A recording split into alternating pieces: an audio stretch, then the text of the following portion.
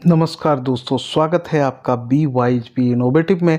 दोस्तों, इस चैनल के माध्यम से अभी हम लोगों का फोकस जो है वो बीपीएससी द्वारा आयोजित अध्यापक नियुक्ति की परीक्षा है, जिसके कि संबंधित जितने भी इसके सिलेबस से संबंधित जितने भी टॉपिक हैं उस पर हम लोग अभी चर्चा करने का प्रयास कर रहे हैं। इसमें हम लोगों ने जो है इंग्लिश के बाद जो हिस्ट्री के प्रमुख टॉपिक पर चर्चा की है, जिसमें कि हमारा सिंधु घाटी सभ्यता, वैदिक सभ्यता और हमारा महान बौद्ध धर्म, उस पर हम लोगों ने चर्चा की है।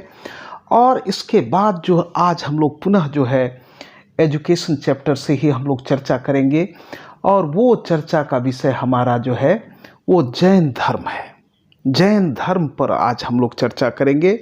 और जैन धर्म जो है बौद्ध धर्म की भांति ही एक महान भारत का धर्म था, और इसकी जो विशदता थी, इसकी जो विशिष्टता है, वो अपने में एक अलग विशिष्टता, ये विशिष्ट स्थान रखता है।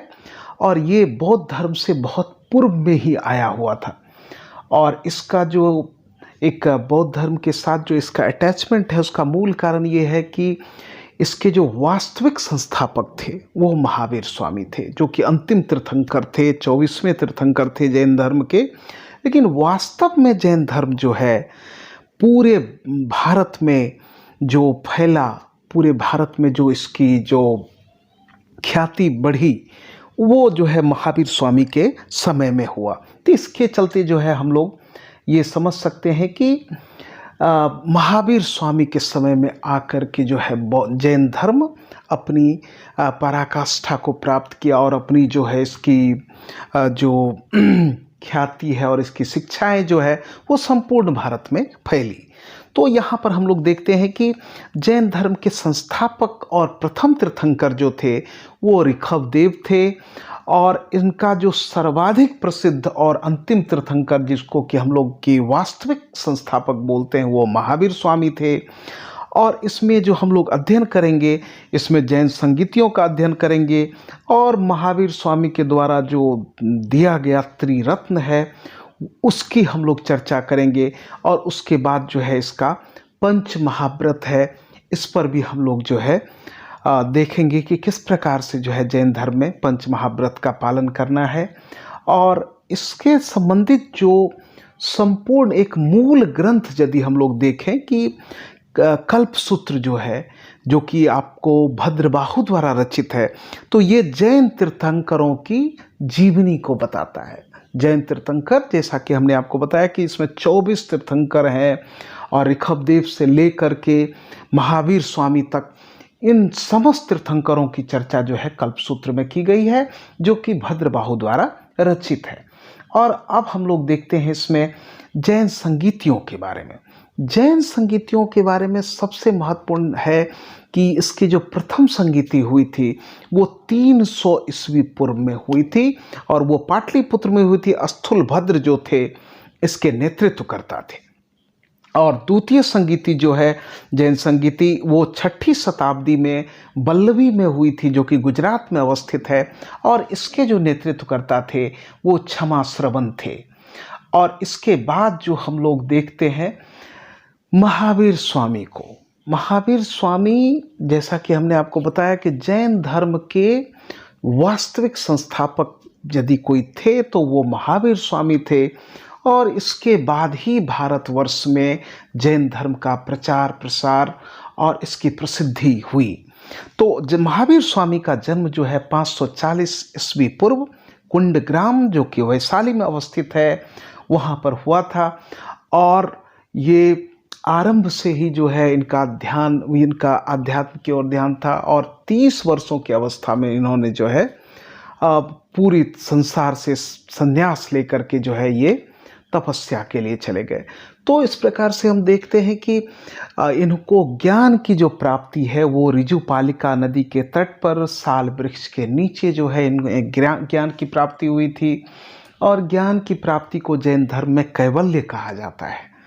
और कैवल्य के प्राप्ति के उपरांत जो है ये जिन, जो कि विजेता कहलाए, अरहत कहा जाता है उन्हें, जिसका कि अर्थ पूज्य होता है, और निर्ग्रंथ जो है बंधनहीन।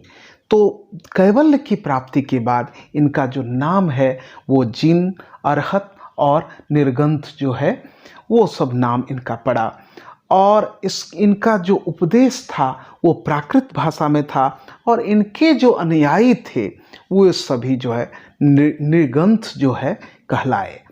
और निर्वाण की अगर बात करें तो 468 ईस्वी पूर्व में बिहार के ही पावापुरी जो कि राजगीर के समीप अवस्थित है, वहाँ पर जो है इनका निर्वाण हुआ था।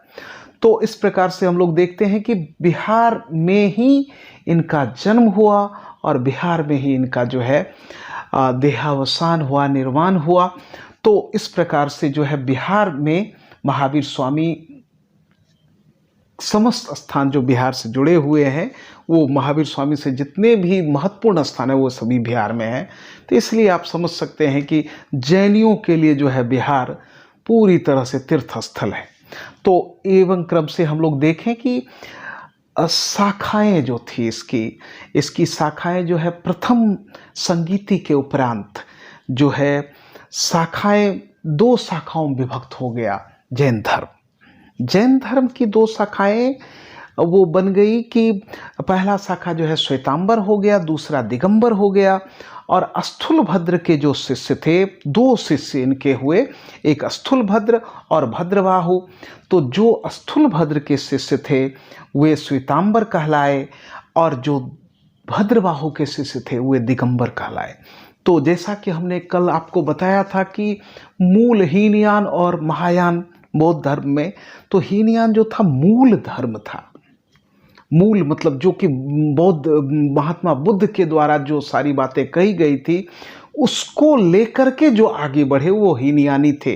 तो इसी प्रकार जो महावीर स्वामी के द्वारा जो बातें कही गई, जो जैन धर्म का मूल तत्व था, उनको लेकर के जो आगे बढ़े वो दिगंबर थे। और श्वेतांबर जो थे वो एक तरह से जो है तात्कालिक स्थिति में वे आधुनिकतावादी थे, थोड़े आगे बढ़ कर के बातें कर रहे थे। जैसे कि अगर हम लोग संकीर्णता को देखें तो इसमें जो है दिगंबर में कहा जाता था कि स्त्रियां जो है वो मोक्ष को प्राप्त नहीं कर सकती है, अपने आप में बेहद ही जो है ये दुर्भाग्यपूर्ण स्थिति थी। और इसमें ये कहा गया कि और स्त्रियां जो है वो मोक्ष की प्राप्ति उन्हें तब होगी कि जब उनका अगला जन्म होगा, फिर वो पुरुष के रूप में आएंगे, तो फिर जो है उनका मोक्ष की प्राप्ति होगी। लेकिन श्वेतांबर में कहा गया कि ऐसी बातें नहीं थी। दिगंबर लोग जो थे नग्न रहा करते थे, श्वेतांबर जो है वो श्वेत वस्त्र धारण करते थे। तो इससे लगता है कि व्यवहारिक जीवन में जो है श्वेतांबर थोड़ा आगे की सोच रखते थे, लेकिन दिगंबर जो थे वो जैन धर्म की जो मूल भाव थी उसी पर जो थे वे अडिग थे। तो इस प्रकार से हम लोगों का ये 2 भागों में विभक्त जैन धर्म था। दोस्तों अब हम देखते हैं कि त्रिरत्न के बारे में। जैन धर्म का जो त्रिरत्न है वो भी इसका मूल सिद्धांत है, जिसमें कि सम्यक दर्शन में जो है जैन धर्म के विभिन्न तीर्थंकरों से संबंधित जो भी दर्शन है उसका पालन करना वो सम्यक दर्शन कहलाता है। और सम्यक ज्ञान जैन तीर्थंकरों के द्वारा जो ज्ञान उपदेश दिए गए और उसका जो अध्ययन करना है वो सम्यक ज्ञान है। और सम्यक आचरण मतलब अच्छे जो आचरण है, अच्छी जो बातें हैं उसको अपने आप में आत्मसात करना और बुरे बातों को छोड़ना, ये जो है सम्यक आचरण है। तो इस प्रकार से हम देखते हैं कि त्रिरत्न जो है वो जैन धर्म का बहुत ही महत्वपूर्ण सिद्धांत है। और इसके बाद जो महत्वपूर्ण सिद्धांत है वो हमारा है पंच महाव्रत, जिसमें कि पंच महाव्रत में 5 तथ्यों के बारे में बताया गया है। अहिंसा, सत्यवचन, अस्तेय, अपरिग्रह और ब्रह्मचर्य। अहिंसा, हिंसा न करना, सत्य बोलना, अस्तेय, चोरी न करना, अपरिग्रह, धन का संचय न करना, और ब्रह्मचर्य जो कि महावीर स्वामी के द्वारा जोड़ा गया, क्योंकि इससे पूर्व जो 23वें तीर्थंकर थे पार्श्वनाथ, तो उनके द्वारा जो था ये 4 पहले जो 4 हैं अहिंसा, सत्यवचन, अस्तेय और अपरिग्रह, की बातें की गई थी और महावीर स्वामी के द्वारा जो है उसमें ब्रह्मचर्य को जोड़ा गया। तो इस प्रकार ये पंच महाव्रत जो है वो जैन धर्म का बहुत ही महत्वपूर्ण सिद्धांत है। और इसके बाद जो हम लोग देखते हैं जैन दर्शन की चर्चा करते हैं, तो जैन दर्शन में ईश्वर की को मान्यता नहीं दी गई है। अनिश्वरवादी थे जैनी अनिश्वरवादी हैं और इसमें लेकिन आत्मा को मान्यता दिया गया है और आत्मा के मान्यता के कारण ही जो है पुनर्जन्म और कर्मवाद में जो है विश्वास की बातें की गई है। और इसके साथ ही साथ इसमें जो है सप्तभंगी ज्ञान, स्यादवाद, अनेकांतवाद, एक तथ्य के अनेक तथ्य हो सकते हैं, इसके बारे में जो है स्यादवाद में बताया गया है। और इसका जो और भी एक महत्वपूर्ण सिद्धांत है जिसको कि अनुव्रत सिद्धांत कहते हैं, ये भी जैन दर्शन के अंतर्गत आता है। जैन दर्शन में जो है हम लोग अगर चर्चा करें तो जैन दर्शन में अन्य तथ्यों के अलावा जो इसके जैन साहित्य हैं, तो जैन साहित्य को आगम कहा जाता है। जैन साहित्य को आगम कहा जाता है और आगम का अर्थ है सिद्धांत, और सिद्धांत इस आगम के अंतर्गत जो है 12 अंग, 12 उपांग, 10 प्रकीर्ण, 6 छेद सूत्र और 4 मंगल सूत्र, ये सभी जो है आगम के अंतर्गत आते हैं। तो इस प्रकार हम देखते हैं कि जैन धर्म और जैन दर्शन और जैन साहित्य के अंतर्गत जो है इसमें बहुत ही विशद वर्णन किया गया है, सभी तथ्यों का वर्णन किया गया है।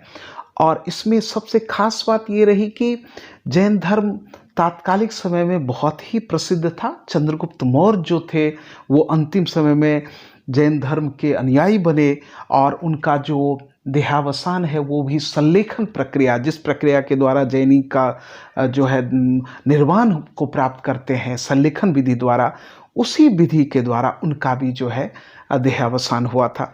तो अंतिम समय में वो जैन हो गए थे। इसके अतिरिक्त भारत के बहुत सारे राजाओं के द्वारा जो है जैन धर्म को स्वीकार किया गया था।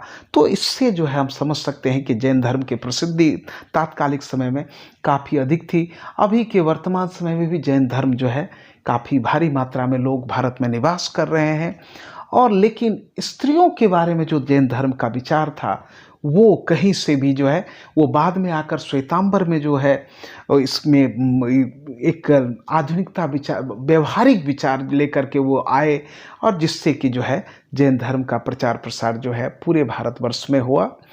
और हम देखते हैं कि इस प्रकार बौद्ध धर्म की तरह जो था जैन धर्म भी तात्कालिक समाज में एक महत्वपूर्ण स्थान रखते थे। तात्कालिक जो संकीर्णता से युक्त समाज था, जो पाखंड और विभिन्न प्रकार के जो अंधविश्वासों से युक्त समाज था, उस समाज में एक नई दिशा लाने में जिस प्रकार बौद्ध धर्म ने बहुत ही महत्वपूर्ण जो है योगदान किया, उसी प्रकार जैन धर्म का भी इसमें बहुत ही महत्वपूर्ण योगदान था। हमने जो है इसमें देखा कि जैन धर्म से संबंधित जितने भी प्रमुख बातें थी सब पर हमने चर्चा की है। आप लोग इसको बार बार सुने और बार बार सुन करके आप पूरी तरह से आत्मसात करने का प्रयत्न करें, जिससे कि आपकी परीक्षा की तैयारी अच्छी तरह से हो सके। दोस्तों नमस्कार।